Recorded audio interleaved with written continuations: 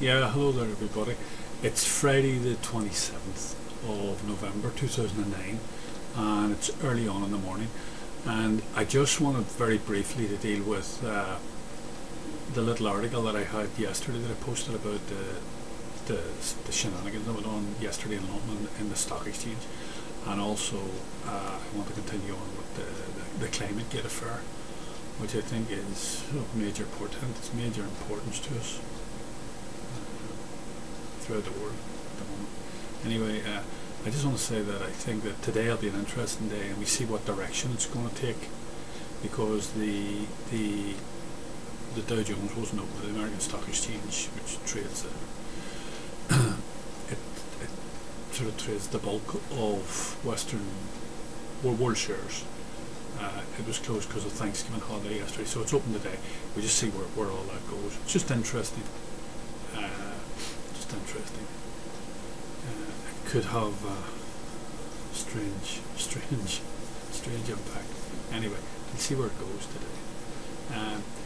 I just really want to continue now with this ClimateGate thing, and I saw really, I was watching very briefly. I went down to have a cup of tea yesterday evening, and there was my wife was watching a political channel on, I think it was BBC, sort of like a question and answers program, and several people in the audience tried to raise this issue about what had gone on in the universities of East Anglia with this hacking scam, and over the climate control, the climate data unit there, and when people tried to raise it, they were allowed to speak about it, but it was sort of just put over by the various speakers on the panel as not important, and I think one of our commentators raised the comments that were posted on my YouTube thing. It seems that if you're powerful and you're mighty and you have power and influence, you can lie all you like. But if you're a small person and you lie, you're just an ordinary citizen and you lie, or just an ordinary person and you lie, you're held up to the most venomous ridicule and you're condemned out of hand. But if you're big and powerful and it's something that major political policy decisions have been made on, it doesn't matter, it's irrelevant, that's just what life is, and let's move on. And so it was with our program last night. You know, this has happened. Everything that happens in life, the way I see it anyway, has happened lots and lots of times before in history. And I was just thinking about this yesterday, and I want to draw 6 examples, 6 quick, very quick examples of types of pseudoscience that have happened in the past. And I've drawn one from each century. So I'm starting off with the 16th century and coming up to the 21st century. And what these are is, these are either pseudosciences or complete aberrations of science. And they're there for one or two purposes. And the main purpose is either economic gain or political gain for somebody. Normally big states. Okay? And they're either part of an imperial plan or they're part of a nationalistic plan for these states. And I'll just start off anyway. You'll see where I'm going with this. In the 16th century, at the beginning of the 16th century, out of nowhere, I mean, it had always been thought about and considered, but out of nowhere came a massive debate about the flat Earth concept. All right, and it dominated philosophy, and it dominated the whole scientific process of the early 16th century for quite some time. But at its core was a very simple reason, and it was to do with empire, building empire, and it was to do with the Spanish and the Portuguese. They had founded the Indies, they'd founded South America, and here you had these vast continents full of slaves, full of little tiny people, 5 foot, that you could enslave really easily. They didn't have horses, they didn't know anything about armour, they didn't know anything about cannons or gunpowder or anything like that. You could enslave them just like that. and you had all this gold and silver. So obviously Spain and Portugal wanted that for themselves. They didn't want other people. So they propagated this notion that when you went too far out in the Atlantic and when you went too far down in the Pacific, you fell off the edge of the world.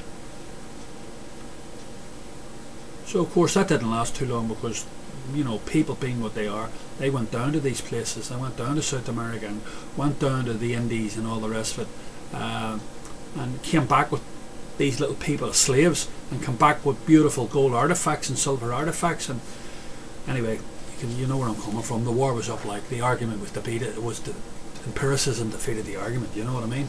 You can't argue with what's in front of your eyes. The next thing in the 17th century was the concept of the Earth being the centre of the known universe, specifically our solar system, the planets and all the rest of it, and our star, the sun. And that all blew up because what had happened was printing had come about, Protestantism had come about, printing had come about, and the Catholic Church, from an ideological point of view, was up against the wall. And here all of a sudden were scientists saying that the Earth that we live on, specifically our planet, was not the centre of the world. And all of Catholic teaching had been, centred around this, that God, man, personal relationship with God, all that sort of stuff. Okay, so here was this massive ideological challenge to the power and the authority of the Catholic Church. And if it hadn't been for Copernicus and Galileo coming along, and Galileo specifically, the two great books by Galileo, and also printing, obviously because of printing, the ideas were disseminated and brought out into the real. Anyway, so obviously eventually it was knocked on the head, the whole concept, and we knew the truth about that the star was the centre of our solar system, the sun. Then we go on to the 18th century, and again it's a sort of a serious dialectic between monarchists on one hand and republicans on the other hand. And this started off as a sort of an academic debate, and then as it gained in weight, and then you had people like the likes of Thomas Paine, and were able to produce books like The Rights of Man, and the logic was irrefutable in it. You could not refute the logic. It was in, like, if you read Thomas Paine, the logic of the books are irrefutable. Like the likes of sort of so-called great orators and great thinkers like Edmund Burke, they were put down the toilet. Here you had a commoner, just an ordinary simple man, who posed irrefutable logical statements, and they weren't irrefutable. They're just based on fact, based on empiricism, based on observational fact. And anyway, what happened was, obviously you had major conflagration throughout Europe and the New World initially. The Old World, Europe spawned the ideas, the New World embraced the ideas, revolution in the New World, setting up of the Great Republic, it spreading back to France, setting up the Second Great Republic, and then it spreading out through Europe and the rest of the world. Okay, and of course it was in the interests of the monarchists to keep it under check, but they weren't able to do that. Now I have to break here because I have to continue in the 19th, 20th and 21st century, so you'll have to bear with me. I'm going to have to nip over and do another little lad here, okay, another little posting.